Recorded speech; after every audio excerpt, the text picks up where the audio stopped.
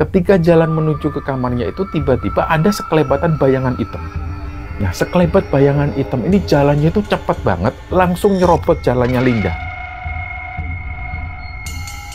Linda ini nggak sanggup melihat pemandangan itu. Dia tutup mata pakai telapak tangannya. Di situ Linda terus nangis dan dia menjerit secara histeris.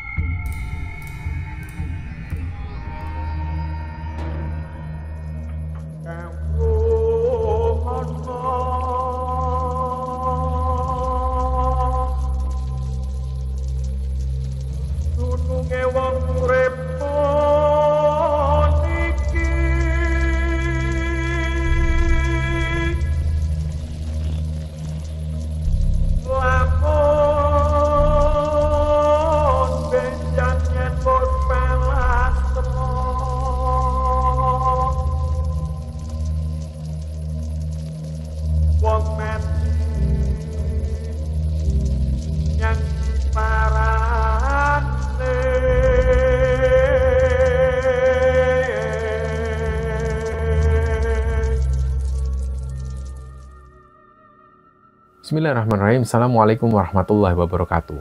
Sobat Gemara Sunyi dimanapun teman-teman berada. Pada kesempatan kali ini kami akan membagikan cerita yang dikirim oleh Sobat Kembara yang bernama Linda yang asalnya dari Sragen, Jawa Tengah. Sebelum kita masuk ke ceritanya, untuk teman-teman yang nonton tayangan ini dan belum subscribe, jangan lupa untuk subscribe lebih dulu agar channel Gemara Sunyi ini lebih berkembang lagi dan kami lebih bersemangat lagi dalam membuat konten-konten terbaru di Gemara Sunyi. Dan untuk teman-teman yang telah mendukung kami sejauh ini, kami mengucapkan terima kasih banyak. Semoga amal kebaikan teman-teman dibalas kebaikan berlipat oleh Allah Subhanahu wa Ta'ala.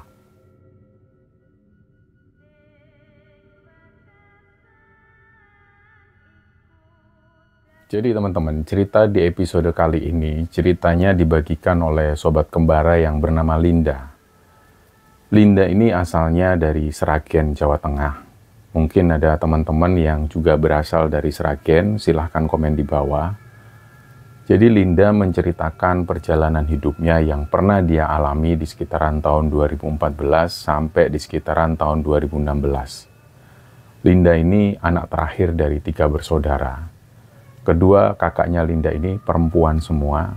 Dan ketika Linda masih duduk di bangku SMA, 2 kakaknya Linda ini sudah menikah dan sudah tinggal bersama keluarganya di luar kota Sragen.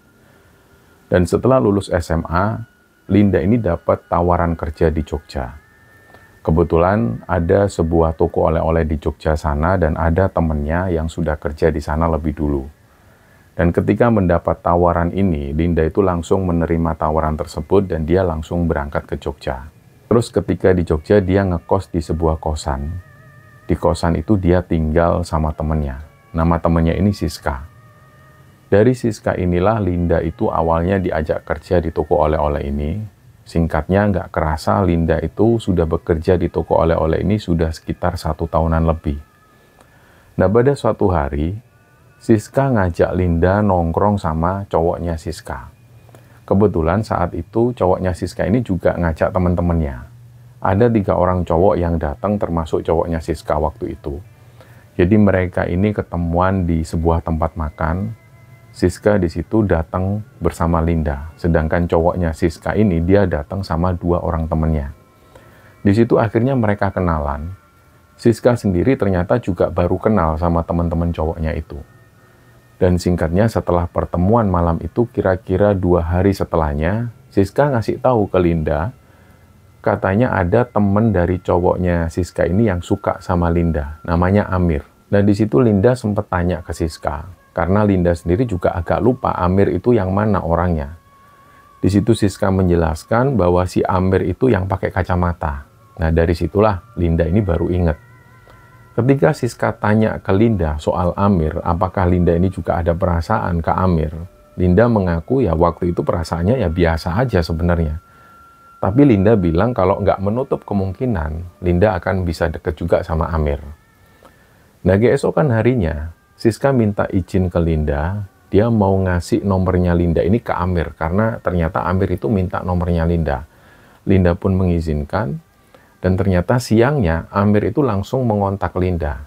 Dia mulai chat duluan, Linda pun di situ menanggapi dengan biasa saja awalnya, dia cuma say hello. Malamnya mereka ini lanjut chat lagi. Dan keesokan harinya Amir mulai chat duluan, dan setelahnya mereka saling sering banget membalas chat. Kira-kira 2 minggu setelah itu, Linda mulai deket sama Amir. Linda yang awalnya nggak tahu sama sekali soal Amir, akhirnya setelah seringnya mereka berbalas chat, Linda jadi tahu latar belakang Amir. Jadi Amir ini asalnya dari sebuah desa, yang dalam cerita ini kita nggak bisa sebutkan nama desanya atau nama daerahnya. Pokoknya desa Amir ini letaknya ada di lereng pegunungan di Jawa Tengah. Linda juga tahu bahwa Amir ini ternyata yatim piatu dari sejak dia SMP.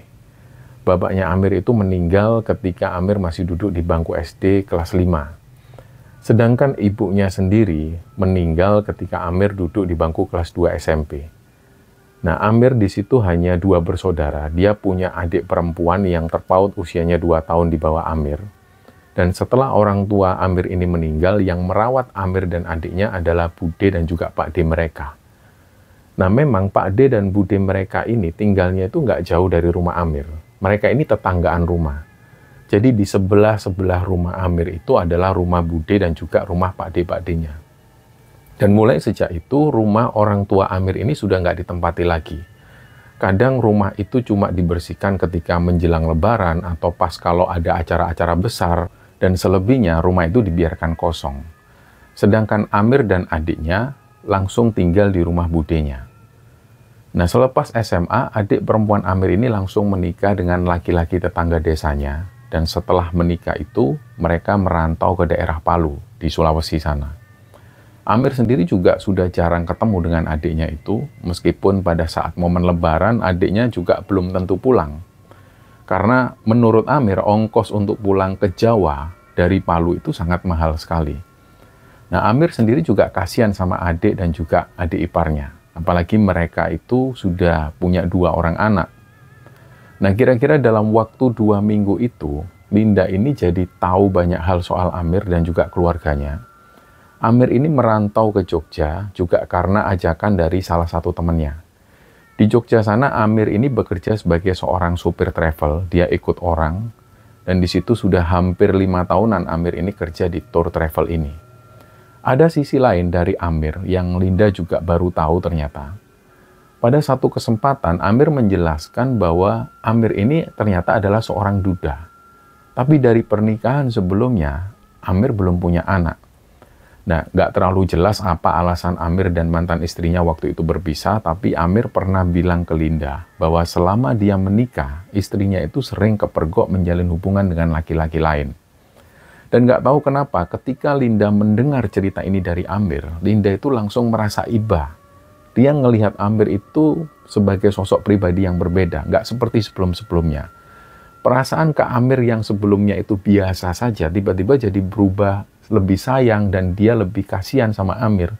Linda ini jadi membayangkan ketika Amir itu yatim piatu. Dari sejak dia SMP, dia tidak mendapatkan kasih sayang orang tuanya. Ditambah lagi ketika Amir menikah, dia mendapat perlakuan seperti itu dari mantan istrinya. Dari situ Linda ini merasa iba. Nah, suatu ketika Amir ngajak Linda pergi keluar sepulang kerjanya Linda. Linda pun menerima tawaran ini. Singkatnya, malam itu Linda dan Amir ini makan di sebuah warung makan di daerah Malioboro.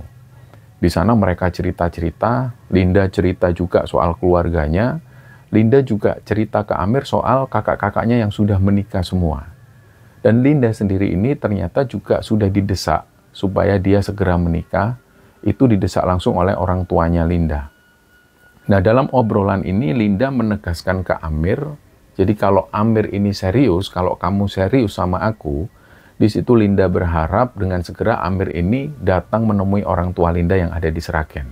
Karena orang tua Linda sudah menunggu kabar ini. Nah, perihal Amir yang seorang duda, dia sudah pernah menikah dan gagal dalam pernikahannya. Kata Linda, lebih baik hal ini nggak perlu dijelaskan ke orang tua Linda. Ini sudah dijelaskan juga ke Amir. Amir diwanti-wanti, kamu nggak usah menjelaskan hal itu ke orang tuaku, supaya nanti orang tuaku ini nggak banyak nanya. Nah, Linda sendiri juga waktu itu nggak tahu kenapa dia punya pikiran seperti itu.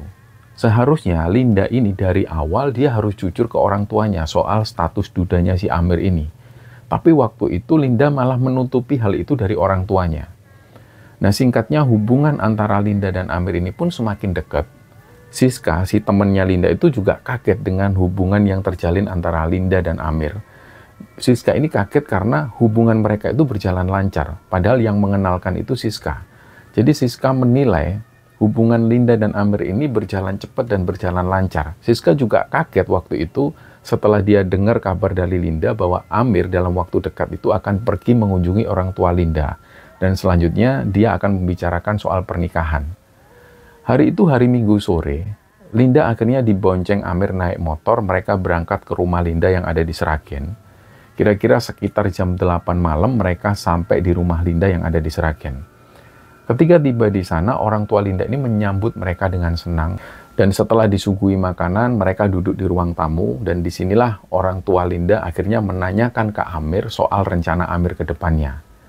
Di situ Amir menyatakan bahwa dia siap menikahi Linda. Dia bilang ke bapaknya Linda bahwa dalam waktu dekat, kira-kira dalam waktu nggak sampai 1 tahun, Amir ini akan menikahi Linda.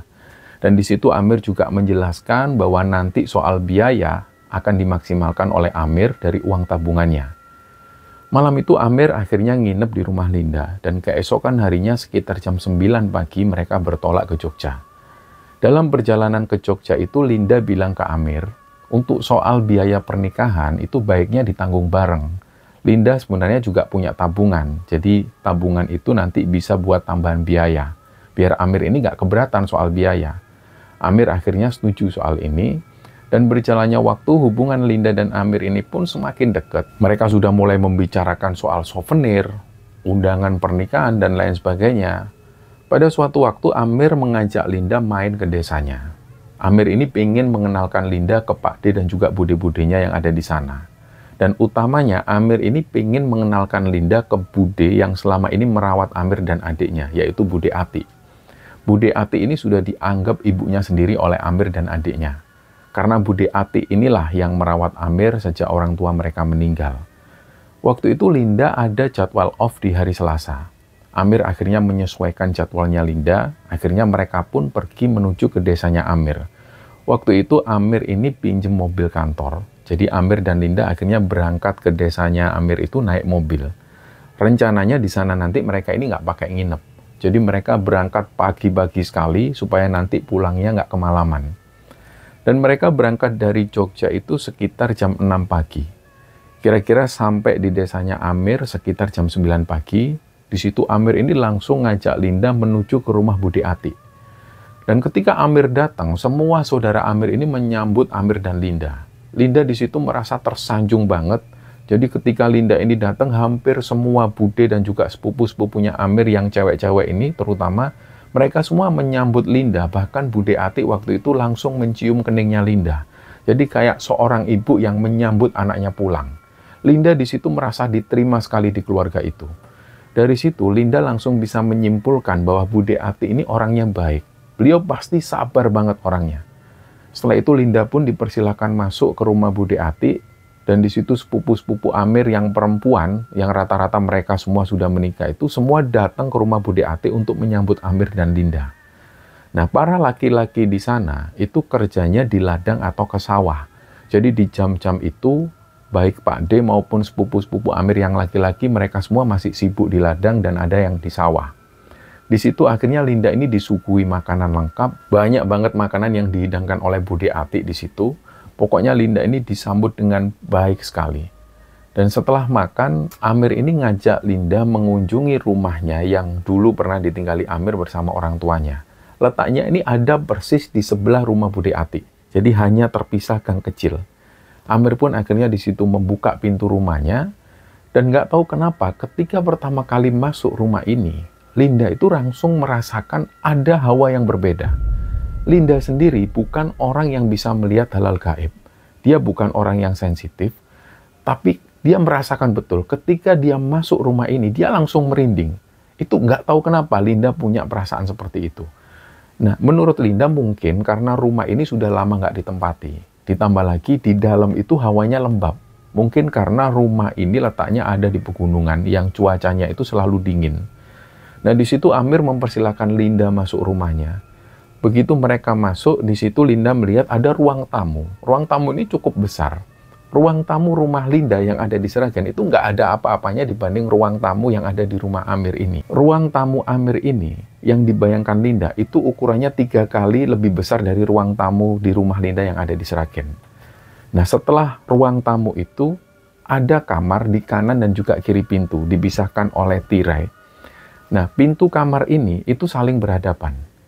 Di situ Amir bilang kamar di sebelah kanan itu dulunya ditempati oleh ibunya. Jadi itu adalah kamar ibunya, dan kamar di sebelah kiri yang persis berhadapan dengan kamar ibunya itu adalah kamar dari adik perempuannya Amir.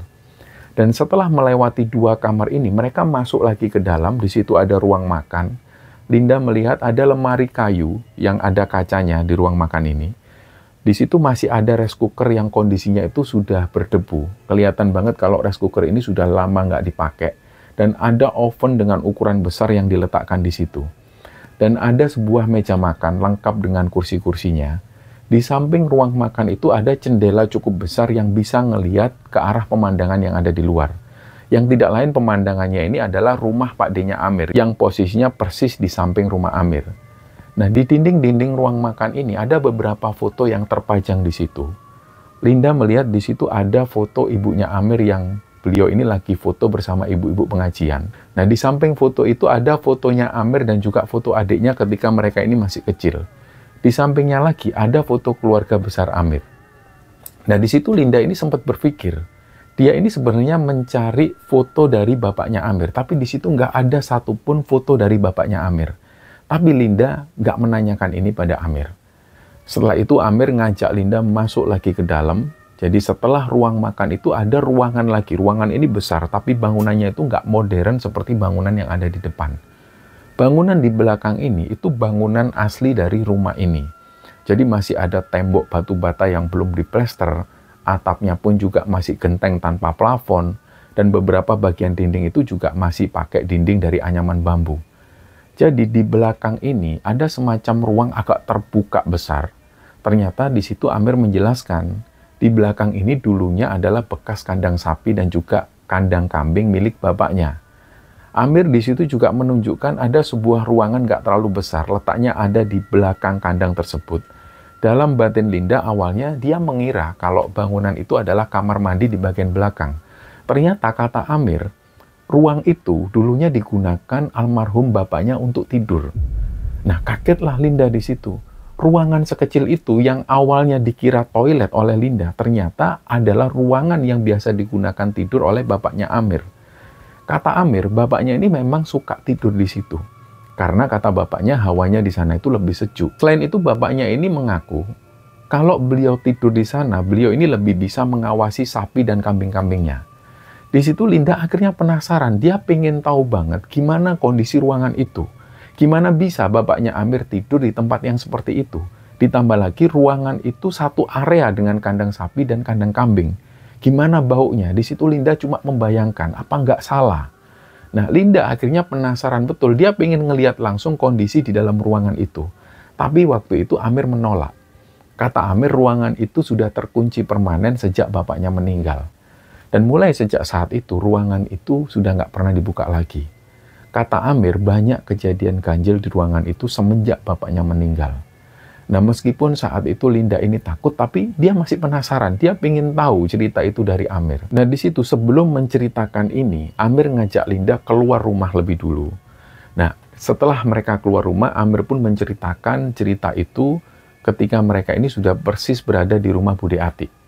Amir pun mulai cerita. Jadi setelah bapaknya Amir itu meninggal, ruangan itu yang pertama kali dibersihkan oleh keluarganya Amir. Karena bapaknya Amir ini meninggalnya juga di ruangan itu. Jadi wajar karena sehari-hari bapaknya Amir menghabiskan waktunya di situ. Dan setelah ruangan ini dibersihkan semua, ruangan ini kemudian disemprot dengan disinfektan, dijaga betul kebersihannya, dikasih pewangian dan lain sebagainya, malam harinya ada suara berisik dari ruangan itu. Jadi malam itu kayak ada orang yang mukul-mukul dinding. Nah, di belakang itu kan dindingnya ini masih triplek dan juga anyaman bambu. Jadi ketika dinding kayu ini dipukul, itu terdengar jelas suara berisik yang muncul dari situ. Nah, yang mendengar suara berisik ini pertama kali adalah Pak D-nya Amir. Memang karena rumah Pak D-nya Amir ini bersebelahan persis dengan rumah Amir. Dan kebetulan juga kamar tempat Pak D-nya tidur itu berseberangan langsung dengan kandang sapi milik orang tua Amir. Jadi ketika malam itu Pak D-nya ini mendengar suara berisik, Pak D-nya Amir ini langsung menghampiri ruangan tersebut. Beliau masuk ke kandang sapi dan langsung membuka ruangan itu. Waktu itu ruangan ini masih belum terkunci. Dan ketika dibuka oleh Pak D-nya Amir, ternyata di situ tempat tidur, barang-barang yang ada di sana, ini semua berantakan semua. Anehnya di situ ada bekas puncratan darah. Padahal ketika ruangan ini sudah dibersihkan tadi, Pak D-nya Amir ini juga ikut membersihkan ruangan ini. Bahkan beliau inilah yang menyemprotkan disinfektan di ruangan itu. Jadi Pak D-nya yakin ruangan ini tadi sudah bersih, rapi, wangi. Dan ketika ngelihat ruangan ini berantakan lagi, apalagi melihat keanehan itu ada muncratan darah di tembok-tembok, Pak D-nya Amir ini nggak bisa ngomong ke orang lain. Dia langsung membersihkan sendiri ruangan itu. Bagaimanapun juga, Pak D-nya Amir ini nggak mau berita ini didengar oleh orang lain. Bagaimanapun juga, bapaknya Amir ini adalah adik dari Pak D-nya Amir. Nah, keesokan harinya, Amir dapat cerita ini dari Pak D-nya. Waktu itu Pak D-nya Amir ini cerita-cerita ke Amir sambil beliau nangis. Amir tanya, Pak D kenapa kok nangis? Pak D-nya awalnya nggak mau cerita. Akhirnya setelah didesak oleh Amir, Pak D-nya pun ngomong ke Amir, dia cerita tentang kejadian malam itu. Dan setelah menceritakan itu, Pak D-nya ini ngomong ke Amir. Beliau itu kayak bertanya-tanya. Lah ya Mir, bapakmu itu dosa apa dulu Mir? Kok bisa kayak gini? Sampai beliau meninggal pun itu bapakmu kok masih dikasih ujian yang kayak gini? Itu di situ Pak D-nya Amir ini cerita sambil nangis. Nah ketika mendengar cerita ini langsung dari Amir, Linda itu jadi semakin kasihan sama Amir. Yang dirasakan Linda waktu itu, dia bisa membayangkan betapa terpuruknya hidup Amir dan juga adiknya waktu itu. Dan singkatnya, kira-kira sekitar habis maghrib, Linda akhirnya pamit ke Pak D dan juga bude-budenya Amir. Di situ kepada Bude Ati, Linda berpamitan. Dia mencium tangan Bude Ati, dan di momen inilah Bude Ati itu memeluk Linda. Beliau di situ membisikkan sesuatu ke Linda. Ternyata Bude Ati ini bilang, minta tolong jagain Amir ya, Nduk. Setelah kalian nikah nanti, apapun masalahnya, jadikan itu sebagai ujian bagi rumah tangga kalian. Pokoknya, jangan sampai bertengkar ya, Nduk. Di situ Linda cuma mengangguk. Jujur waktu itu Linda merasa terharu. Nah, di sini kita langsung loncat ceritanya ketika Linda dan Amir ini menikah. Jadi teman-teman, pernikahan ini diselenggarakan di Sragen, di rumah orang tua Linda. Saat itu semua keluarga Amir ini datang ke Sragen, mereka naik Colt Elf. Setelah akad nikah, semua keluarga Amir ini langsung bertolak kembali ke desanya. Nah, ada sekitar 5 harian Amir ini libur dari kerjanya. Begitupun juga dengan Linda. Linda dapat izin libur nikah dari juragannya yang ada di Jogja.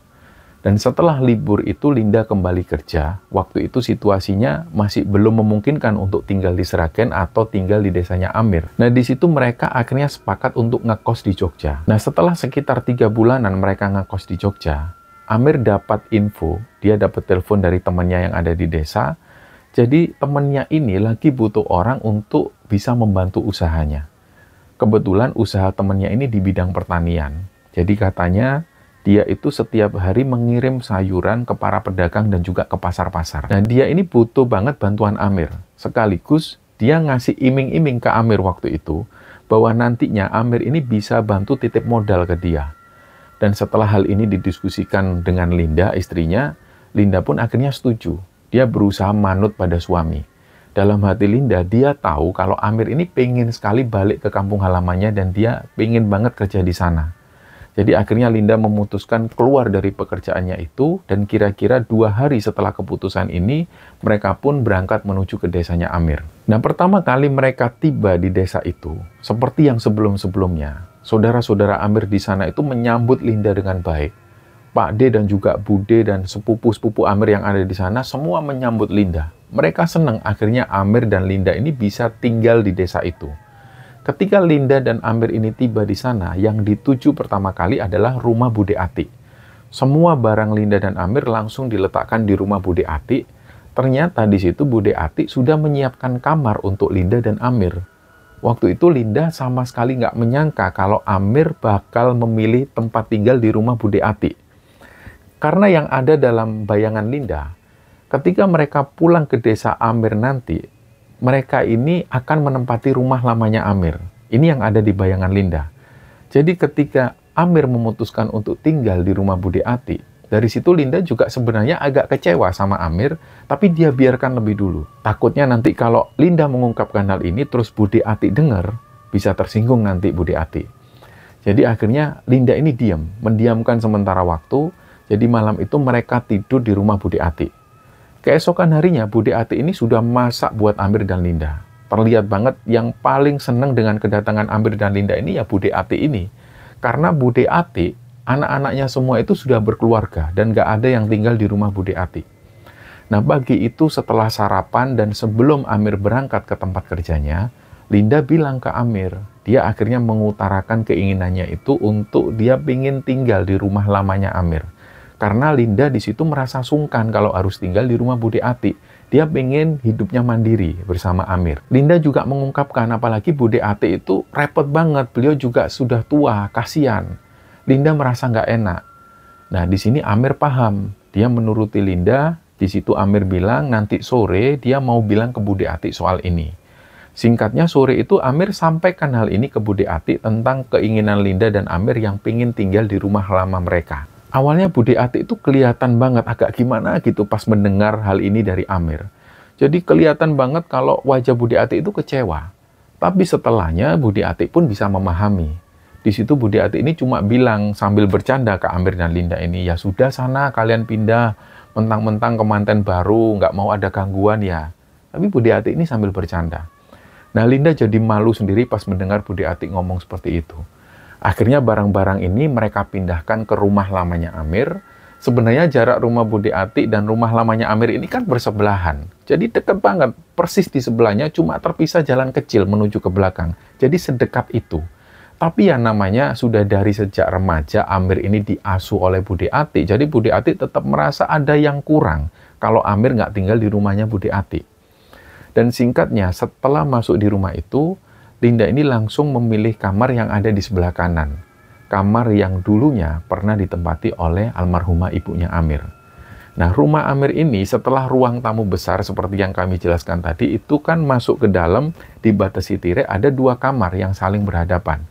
Jadi Linda memilih kamar yang di sebelah kanan. Singkatnya mereka pun tinggal di rumah lamanya Amir.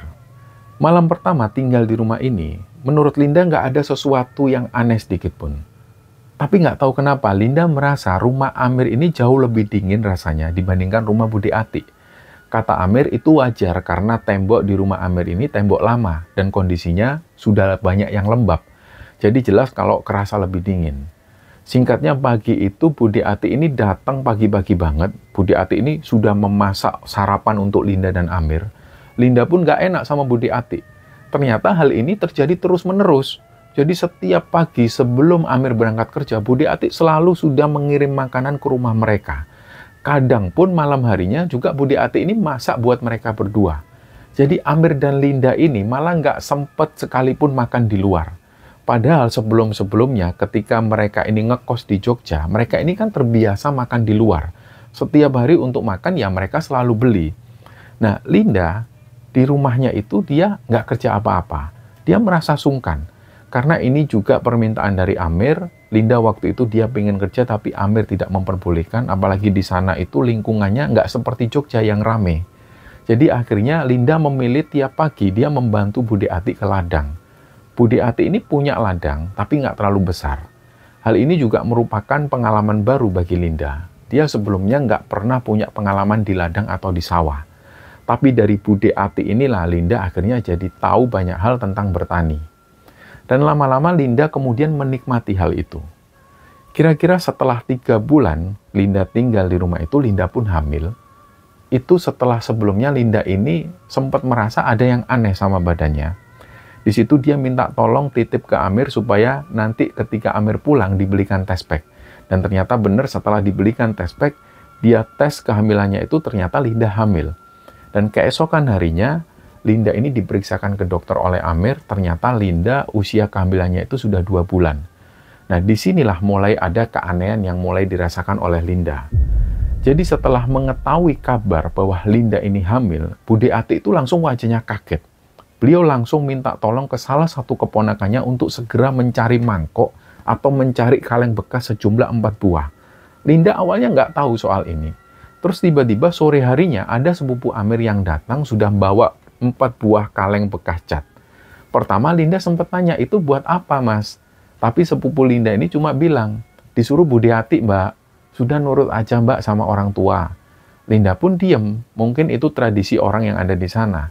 Ternyata 4 kaleng cat ini diletakkan di kaki-kaki tempat tidurnya Linda dan Amir. Terus setelahnya, kaleng bekas itu diisi air. Kata sepupunya Amir ini, air itu diambil dari air sumur yang ada di pemakaman desa. Kata sepupu Amir, ini untuk tolak bala. Terus di bawah ranjang itu persis diletakkan sebuah benda. Ada benda yang terbungkus kain kafan putih. Warna kainnya itu sudah hampir menguning. Linda tanya lagi ke sepupu Amir ini, itu apa mas? Nah, kata sepupunya Amir ini, itu pusaka milik kakek buyut mereka. Dan ini sudah dilakukan turun-menurun. Siapapun yang hamil harus diperlakukan seperti ini. Katanya itu juga untuk penjagaan dari makhluk halus yang mengganggu kehamilan seorang perempuan. Di situ sepupunya Amir ini bilang ke Linda, orang sini ini mbak yang masih percaya yang gini-gini ini, sampai nurut aja, toh nggak ada ruginya kan. Nah akhirnya Linda di situ nggak bisa ngomong, dia pun diem. Dan sore harinya ketika Amir ini pulang, Linda tanya soal ini ke Amir. Jujur waktu itu Linda mengungkapkan dia baru tahu kalau ada yang seperti ini. Linda berulang kali menyaksikan ketika bude dan bule-buleknya yang ada di Sragen itu hamil, dia sering ngeliat, sampai bahkan bule-buleknya itu melahirkan, Linda mengikuti hal itu. Dan menurut Linda, gak ada hal-hal yang seperti itu yang dilakukan oleh bude dan buleknya yang ada di Sragen. Jadi Linda ini sempat heran. Nah kata Amir, sudah ikuti aja, itu untuk tolak bala, nanti juga kamu tahu sendiri. Nah ternyata selain itu, di atas palang pintu kamar Linda dan Amir ini sudah diletakkan bingkisan putih. Itu bungkusan kain putih itu kecil. Linda sendiri nggak tahu isinya apa, tapi saat itu Linda sudah nggak mau tanya. Kemungkinan besarnya juga ya bisa jadi itu jimat penjagaan, sama seperti yang diletakkan di bawah tempat tidur. Malam harinya ketika mereka tidur, berulang kali ketika mereka ini bergerak, merubah posisi tidur misalnya, tempat tidur itu selalu bunyi. Jadi kayak menimbulkan suara gesekan. Yaitu karena di tiap-tiap kaki tempat tidur itu dikasih kaleng cat ini. Jadi akhirnya selalu menimbulkan suara. Linda sebenarnya waktu itu terganggu dengan hal ini. Tapi dia takut kalau Amir marah. Jadi dia diem. Malam itu Linda sudah tidur. Dan tiba-tiba dia dengar dari arah luar kamar itu kayak ada orang yang jalan. Dan suaranya itu kedengaran jelas banget. Jadi kayak ada yang jalan, ini suara kakinya itu sengaja dihentakkan ke lantai. Buk, buk. Di situ Linda ini membayangkan, ini yang jalan, pasti orangnya itu besar banget. Karena itu kedengaran, buk, buk. Dan dari hentakan kakinya itu, Linda ini bisa membayangkan, ini pasti orangnya gemuk. Nah akhirnya setelah mendengar itu, Linda ini merinding, dia membangunkan Amir. Mas, itu siapa di luar mas? Amir pun kebangun, Amir juga kaget sebenarnya ketika mendengar suara ini. Dia akhirnya beranikan diri untuk membuka pintu kamar, dan ketika pintu kamar ini dibuka, suara ini berhenti, langsung berhenti bersamaan. Tapi bersamaan dengan itu, Amir ngelihat ke arah luar kamar. Di luar itu gak ada apa-apa, hanya ada sekelebatan hitam. Tapi Amir mengabaikan hal itu. Nah sialnya, Linda waktu itu dia pengen buang air kecil. Karena mungkin saking takutnya Linda, jadi dia sampai pengen buang air kecil. Nah, di situ Linda minta tolong ke Amir supaya dia mengantarkan Linda untuk kencing ke belakang. Jadi toilet di rumah ini letaknya ada di belakang rumah. Dari toilet itu, dia bisa ngelihat langsung kondisi di area belakang. Di situ Linda bisa melihat bekas bangunan kandang sapi dan juga kandang kambing, yang juga di situ terlihat ruangan jelek yang dulu katanya ditempati oleh bapaknya Amir. Nah, sesaat sebelum masuk toilet, Linda ini sempat ngelihat sekilas ada sosok hitam. Yang terlihat oleh Linda, sosok itu hitam. Entah bayangan, entah makhluk, yang jelas Linda ngelihat sosok hitam itu ngintip dari ruangan bapaknya Amir. Linda ini kaget. Dan di situ Amir langsung tanya, kamu kenapa yang? Dia bilang ke Amir, mas, pintu nggak tak tutup ya, kamu awasi aku terus, aku takut. Akhirnya Amir pun mengawasi di depan toilet. Dan setelah Linda ini kencing, mereka kembali ke kamar. Di kamar itu Amir tanya lagi, kamu tadi lihat apa? Linda akhirnya cerita, kalau tadi dia ngelihat ada sosok hitam, yang sosok hitam ini mengintip dari ruangan yang dulu pernah digunakan oleh bapaknya Amir. Nah, Amir memastikan ke Linda kalau itu tadi mungkin cuma bayangan dari barang yang ada di belakang yang terkena lampu. Tapi dalam hati, Linda ini nggak yakin dengan pendapat Amir. Karena Linda yakin betul yang dilihat tadi itu memang bayangan hitam. Dan nggak tahu itu apa. Jadi kejadian malam itu benar-benar membuat Linda takut. Setiap kali dia pingin ke toilet di malam hari, Linda selalu minta tolong untuk diantarkan ke toilet. Linda takut sendirian ke belakang. Dan singkatnya, ketika usia kandungan Linda ini menginjak 4 bulan, Linda mengalami kejadian serem lagi. Ceritanya malam itu Linda ini ngeliat Amir itu sudah sampai rumah, tapi Amir masuk ke rumah Bude Ati. Dalam batin Linda, oh mungkin Mas Amir ini mau makan dulu di rumah Bude Ati. Biasanya memang juga seperti itu. Setelah itu Amir masuk rumah. Dari rumah Bude Ati itu Amir langsung masuk ke rumah. Ketika Amir masuk rumah ini, Linda itu posisinya ada di ruang tamu. Dia lagi nonton TV. Anehnya, ketika Amir masuk ke rumah, Amir ini nggak mengucap salam, nggak nyapa Linda. Padahal Linda di ruang tamu itu lagi nonton TV. Dan Linda yakin kalau Amir tahu hal itu. Dalam batin Linda, mungkin Amir ini lagi bad mood dengan kerjaannya. Dan akhirnya Linda pun membiarkan. Terus setelah sekitar setengah jam kemudian, Linda jalan menuju ke kamarnya. Ketika jalan menuju ke kamarnya itu tiba-tiba ada sekelebatan bayangan hitam. Nah, sekelebat bayangan hitam ini jalannya itu cepat banget, langsung nyerobot jalannya Linda. Linda waktu itu kan jalannya pelan-pelan.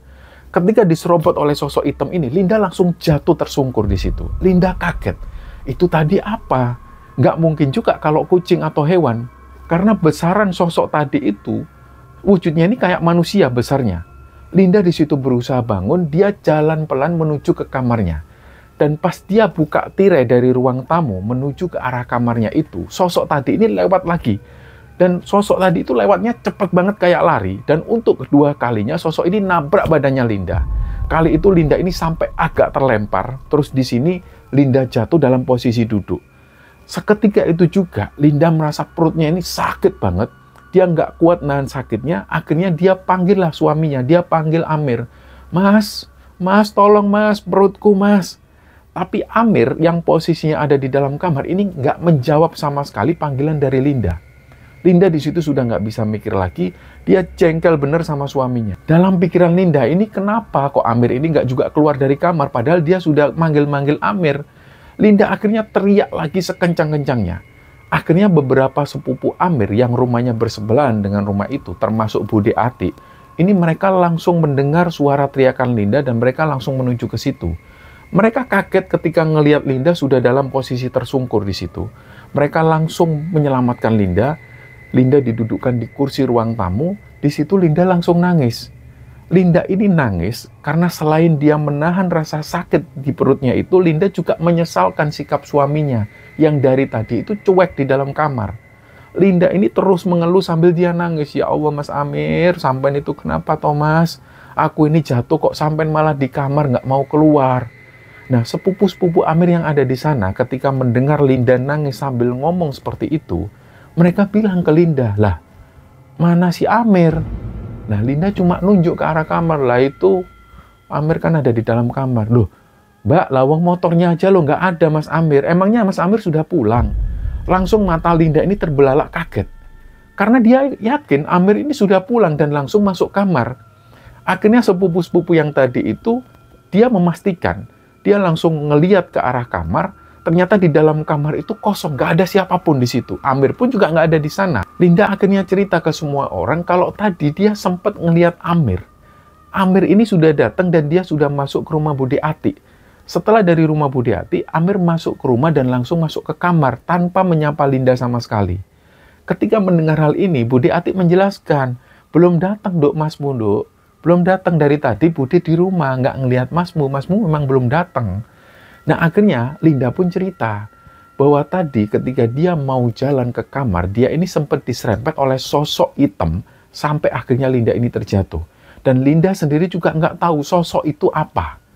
Seketika itu, setelah mendengar cerita dari Linda, Bude Ati langsung bilang ke salah satu keponakannya, sudah antarkan adikmu sekarang ke rumah sakit, cepat periksa kondisi kandungannya. Linda juga heran. Dia bilang ke Bude Ati, nggak usah Bude, nggak apa-apa kok Bude. Waktu itu Bude Ati ini ngomong sambil dia teriak. Sudah berangkat sekarang, periksakan kandunganmu sekarang. Nah, keponakan Budi Ati yang ada di sana ini langsung dengan segera membawa Linda menuju ke rumah sakit. Dan setibanya di rumah sakit, setelah dilakukan pemeriksaan secara menyeluruh, ternyata janin Linda ini hilang. Hilang. Linda ini nangis sejadi-jadinya. Dia nggak habis pikir janinnya bisa hilang.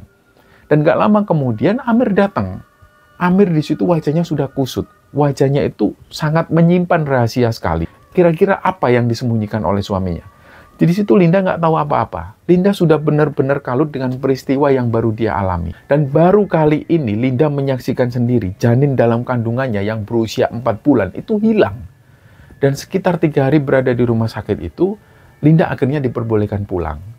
Ketika berada di rumah, orang tua Linda dari Sragen ini datang menjenguk Linda. Tentu di situ orang tua Linda ini juga heran dengan kondisi Linda. Mereka kayak nggak percaya bahwa janin yang ada dalam kandungan Linda itu kok bisa lenyap secara misterius. Ini sangat nggak masuk akal sekali.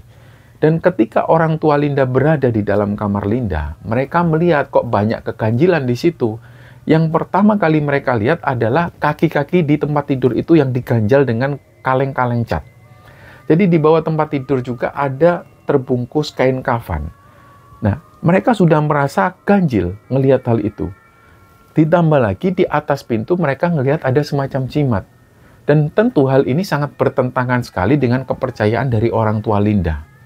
Nggak lama kemudian ayahnya Linda akhirnya keluar dari kamar, yang awalnya rencananya orang tua Linda ini mau nginep semalam di situ. Semuanya dibatalkan. Mungkin karena hal itu. Nah, malam itu juga akhirnya orang tua Linda ini pulang kembali ke Sragen. Nah, sebelum pulang, ayahnya Linda ini sempat menyampaikan hal itu ke Amir. Intinya di situ ayahnya Linda ini bilang, saya, Nak Amir, saya menghargai kepercayaan apapun. Saya juga nggak mau mencampuri rumah tangga anak-anak saya. Saya ini juga punya mantu nggak cuma Nak Amir, tapi dari kakaknya Linda, Bapak juga punya mantu. Dan Bapak bukan kali ini punya mantu. Bapak ini nggak pernah ngelihat hal yang semacam ini.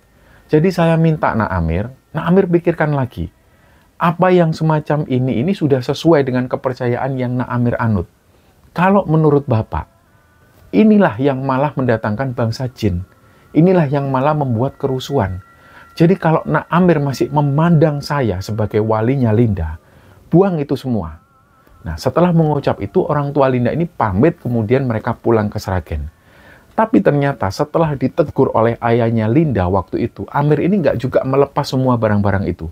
Semua masih dengan kondisi yang seperti awal. Tempat tidur masih diganjal kaleng bekas, di bawah tempat tidur itu masih ada benda pusaka. Pokoknya nggak ada yang dirubah sedikit pun oleh Amir. Dan hampir 1 bulan setelah peristiwa itu, Linda hamil lagi. Kali itu Linda sudah benar-benar protektif terhadap kandungannya. Dan ketika mendengar kabar bahwa Linda ini hamil, orang tua Linda berharap bahwa untuk sementara waktu Linda ini bisa pulang lebih dulu ke Sragen sampai dia melahirkan. Ini harapan dari orang tua Linda. Tapi di situ Amir menolak ajakan Linda. Beberapa minggu setelahnya, Amir pernah mengizinkan Linda untuk dia pulang ke Sragen. Tapi Amir bilang dia nggak mau mengantar Linda ke Sragen. Disinilah Linda mulai melihat tabiat buruk dari Amir, suaminya itu.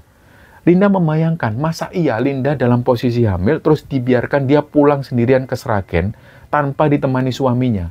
Linda di situ nggak bisa membayangkan gimana nanti tanggapan orang tua Linda ketika Linda pulang tanpa diantar oleh suaminya. Akhirnya Linda pun membatalkan kepergiannya dia ke Sragen. Nah, kira-kira di usia kehamilan Linda yang ke-3 bulan, Linda mengalami mimpi yang aneh. Dia itu mimpi berada di rumah itu. Terus datanglah sosok perempuan cantik, rambutnya disanggul. Perempuan ini pakai busana kebaya warna hitam. Nah, sosok perempuan ini datang sambil nenteng sesuatu. Jadi jalannya tuh kayak preman. Dia nenteng sesuatu. Linda memperhatikan kayaknya ada yang aneh sama yang ditenteng oleh sosok perempuan ini. Setelah diperhatikan secara seksama, Linda semakin bisa ngelihat jelas bahwa yang ditenteng oleh sosok perempuan ini ada bayi yang masih terlihat darah segarnya. Dan darahnya itu masih netes.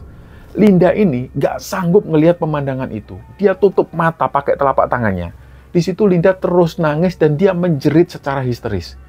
Bersamaan dengan itu juga, sosok perempuan ini melemparkan janin itu ke arah Linda. Linda gak bisa lagi menyaksikan hal ini, akhirnya dia pun pingsan. Nah, ternyata Linda waktu itu pingsannya ini pingsan beneran. Kata Amir, ketika Amir pulang di malam hari, posisi Linda itu sudah tergeletak di lantai di bawah tempat tidur. Nah, akhirnya setelah Linda ini tersadar dari pingsannya itu, Linda menceritakan mimpinya itu ke Amir. Tapi Linda meyakinkan lagi bahwa mimpinya itu kayak bener-bener nyata. Apalagi ketika dia mengalami pingsan, pingsannya ternyata beneran.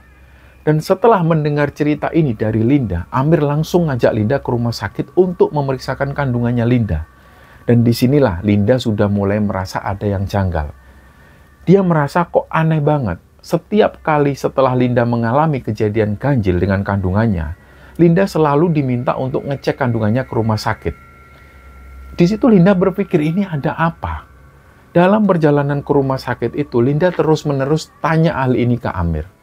Amir diminta jujur ke Linda tentang apa yang terjadi di balik semua ini. Linda nggak bisa terima, kenapa setelah dia mengalami hal-hal ganjil, kenapa dia selalu diperiksakan kandungannya. Jadi Linda merasa kayak ada yang disembunyikan oleh Amir dan keluarga besarnya di sana. Nah, ketika Linda menanyakan hal ini, Amir nggak bisa jawab. Sampai akhirnya Linda tiba di rumah sakit dan yang terjadi adalah janin dalam kandungan Linda ini hilang, lenyap. Seolah Linda ini nggak pernah hamil. Linda di situ nangis sejadi-jadinya. Dia nggak kuat menghadapi ini semua. Saat itu juga Linda minta untuk segera dipulangkan ke rumah orang tuanya di Sragen. Di situ Linda nggak bisa lagi menghadapi rahasia-rahasia di keluarga Amir. Dan pada saat itu Amir ini nggak mau mengantar Linda ke rumah orang tuanya ke Sragen.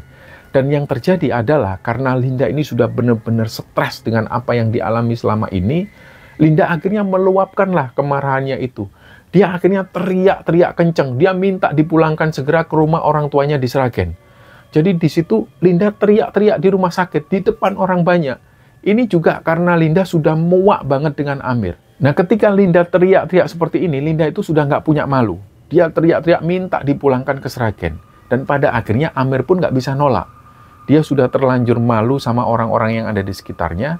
Akhirnya saat itu juga Linda diantar pulang ke Sragen. Sesampainya di rumah orang tua Linda yang ada di Sragen itu, Linda langsung lari memeluk ayahnya. Dia nangis di pelukan ayahnya.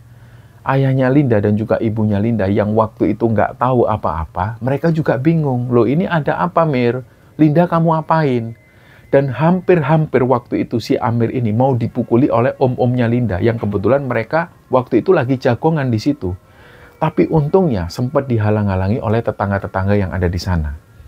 Akhirnya Amir ini didudukkan, dia diminta jujur atas semuanya. Nah, kira-kira butuh waktu sekitar setengah jaman lebih bagi Amir untuk akhirnya dia bisa menceritakan semuanya di depan ayah dan juga di depan om-omnya Linda. Nah, akhirnya di situ, di hadapan ayah dan juga di hadapan ibunya Linda dan juga disaksikan oleh beberapa saudara-saudara Linda, Amir mulai menceritakan semuanya dari awal. Pada saat Amir menceritakan ini, posisi Linda itu ada di kamarnya. Dia tidur karena Linda stres dan juga kecapean yang luar biasa. Jadi Amir memulai ceritanya. Amir ini menceritakan tentang sosok ayahnya.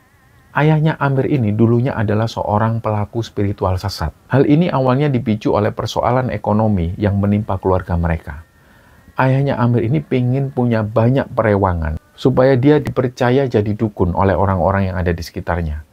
Dalam perjalanan menempuh ini semua, ayahnya Amir itu mencari perewangan-perewangan itu di hutan-hutan angker di seluruh Pulau Jawa.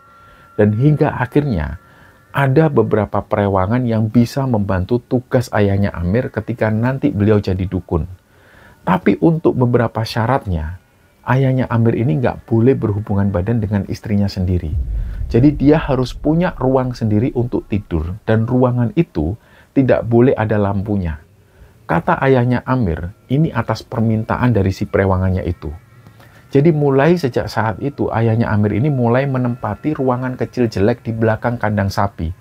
Ruangan itu kotor, bau, dan juga tidak terawat. Tapi ruangan inilah yang dijadikan kamar tidur sekaligus ruang bersemedi ayahnya Amir. Dan belum sempat waktu itu ayahnya mendapat pasien ketika beliau jadi seorang dukun itu. Tiba-tiba ayahnya ini menderita sakit.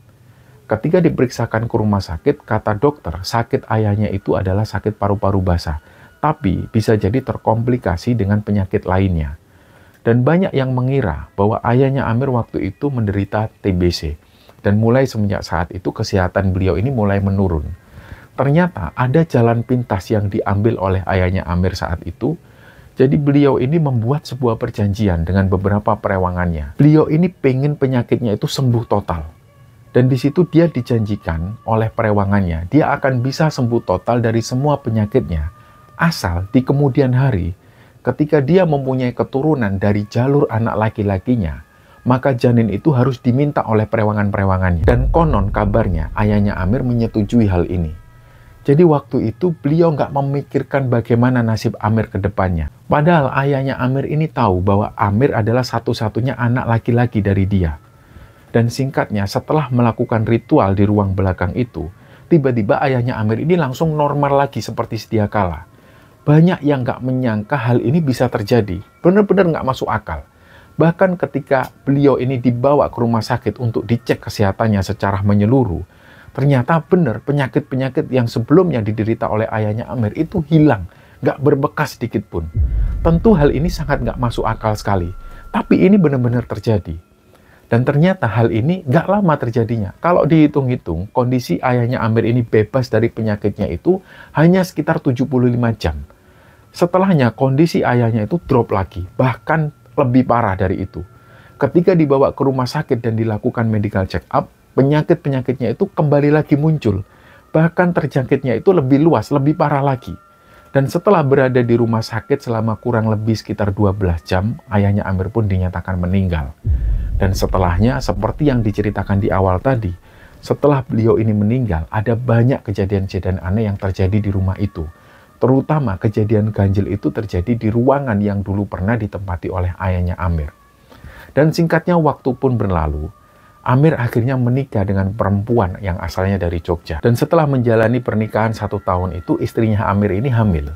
Dan berjalannya waktu, ketika usia kehamilan istrinya ini menginjak usia 5 bulanan, istrinya itu mengalami keguguran. Amir tentu langsung menghubungkan hal ini dengan perjanjian yang sudah disepakati ayahnya dengan perewangan-perewangannya itu. Tapi Amir sempat berpikir, mungkin itu terjadi untuk sekali saja dalam seumur hidupnya. Setelah itu nggak akan lagi terjadi hal-hal yang semacam ini. Tapi berjalannya waktu, istrinya Amir ini hamil lagi untuk kedua kalinya. Ternyata di usia kehamilan yang ke-7 bulannya itu, istri Amir saat itu mengalami kejadian yang di luar nalar. Katanya dia ini didatengin oleh sosok perempuan. Perempuan itu langsung menusukkan jari-jarinya yang tajam ke arah perut istrinya Amir. Dan langsung mengambil dari perutnya. Dan setelah mengalami mimpi ini, keesokan harinya, janin di perut istrinya Amir itu menghilang secara misterius. Dan nggak selesai sampai di situ. Ketika mereka sempat putus asa, 1 tahun kemudian setelah itu, istrinya Amir ini hamil lagi untuk ketiga kalinya. Saat itu Amir sudah minta bantuan dukun untuk menanggulangi hal ini. Ternyata gagal. Jadi di usia kehamilan istrinya yang menginjak 4 bulan, istrinya Amir keguguran lagi. Pada saat itulah Amir akhirnya menceraikan istrinya. Dia mengakui semua ke istrinya bahwa ini semua karena perjanjian yang sudah dibuat oleh ayahnya. Dan singkatnya, ketika menikah dengan Linda, jujur, Amir juga takut mengalami hal ini. Dia takut hal ini terjadi lagi. Dan ternyata ketakutan Amir ini terbukti. Hal itu terulang lagi. Tapi Amir nggak mau menyerah. Dia terus menyembunyikan ini dari Linda. Dia nggak mau Linda tahu hal ini. Karena Amir merasa menyayangi Linda sepenuhnya. Tapi pada akhirnya semua ini pun berakhir seperti itu. Pada saat itulah Amir sudah nggak bisa berbuat apa-apa lagi. Dan di hadapan orang tua Linda dan juga para saudara-saudaranya Linda, Amir mengakui ini semua. Selanjutnya di situ Amir pasrah dan mengembalikan semua keputusan pada ayahnya Linda yang bertindak sebagai walinya Linda. Dan di situ ayahnya Linda dengan tegas menyampaikan ke Amir, beliau benar-benar kecewa dengan sikap Amir. Ayahnya Linda ini memang bukan orang ngerti. Beliau bukan orang pintar, bukan juga dukun, dan bukan ahli spiritual. Tapi di situ beliau menyampaikan bahwa beliau ini hanyalah orang yang mempercayai satu keyakinan. Dan keyakinan yang diyakini oleh ayahnya Linda ini, beliau berusaha untuk melaksanakannya. Jadi ayahnya Linda ini mengaku dia juga bukan orang yang taat beragama. Dia hanya berusaha menepati ketaatannya pada Tuhannya dengan cara memenuhi dengan sholat 5 waktu. Ini adalah bentuk ketaatan. Dan selain itu, ayahnya Linda menyampaikan bahwa beliau ini berusaha menjauhi perbuatan syirik. Jadi apa yang dilakukan Amir dan keluarganya menurut ayahnya Linda ini adalah perbuatan syirik yang bisa menjauhkan hamba dari Tuhannya. Ketika ayahnya Linda ini berkunjung ke rumah Amir dan melihat banyak benda-benda aneh yang ada di kamar Amir, ayahnya ini sempat pesan ke Amir supaya Amir segera membuang barang-barang itu dan tidak pakai cara-cara itu untuk menanggulangi hal-hal mistis ini. Tapi ternyata Amir masih tetap membiarkan hal itu. Inilah yang membuat ayahnya Linda itu kecewa. Dan kedua, ketika Linda hamil untuk kedua kalinya, ayahnya Linda sempat berpesan kepada Amir supaya Linda segera dipulangkan ke Sragen. Karena sebenarnya orang tua Linda juga punya rencana untuk Linda agar Linda bisa terhindar dari gangguan-gangguan mistis itu dengan cara nantinya Linda itu akan diruqyah. Tapi ternyata untuk kedua kalinya Amir tidak mengindahkan saran dari orang tua Linda. Disitulah untuk kedua kalinya ayahnya Linda ini kecewa kepada Amir. Pada akhirnya hal buruk pun menimpa mereka lagi. Ayahnya Linda ini menjelaskan beliau dan keluarga itu percaya betul bahwa dunia gaib itu ada. Perjanjian antara ayahnya Amir dan iblis itu juga diyakini oleh orang tuanya Linda dan juga keluarganya. Mereka percaya. Tapi mereka percaya ada kekuatan yang lebih besar yang bisa menghalau ini semua, yaitu kekuatan Allah. Jadi keluarga Linda itu kecewa betul pada Amir dan juga keluarganya, yang mereka lebih memilih percaya pada benda-benda keramat untuk menghalau kekuatan para iblis ini. Dan terakhir, di situ ayahnya Linda dengan berat hati meminta Amir untuk segera meninggalkan Linda. Dan sebelum berbicara dengan Amir, ayahnya ini sempat bertanya ke Linda soal rumah tangganya itu. Apakah masih mau dilanjut atau tidak? Di situ Linda berkata bahwa dia sudah lelah. Linda nggak mau lagi melanjutkan rumah tangganya dengan Amir. Dan singkatnya, dengan tegas ayahnya Linda meminta supaya Amir segera meninggalkan Linda dan segera menjatuhkan talak 3 pada Linda. Dan setelahnya untuk surat cerai akan segera diurus oleh saudara-saudaranya Linda. Dan setelah peristiwa ini, Linda menyembuhkan kesehatan mentalnya di rumahnya yang ada di Sragen. Dia mengisi waktu luangnya dengan lebih banyak mengaji, menikmati kebersamaan dengan kedua orang tuanya. Dan kira-kira 2 tahun setelah itu, ada tetangga Linda yang mengenalkan Linda dengan salah satu keponakannya yang asalnya dari Subang. Setelah perkenalan itu, Linda akhirnya menikah dengan laki-laki tersebut. Dan ketika cerita ini dibagikan oleh Linda di Kembara Sunyi, Linda sudah mempunyai 2 orang anak dari pernikahannya itu. Dan itulah kisah yang dibagikan Linda pada kita semua, dan semoga kisah ini bisa kita ambil hikmah dan bisa kita ambil pelajaran di dalamnya. Mohon maaf jika ada salah-salah kata. Wassalamualaikum warahmatullahi wabarakatuh.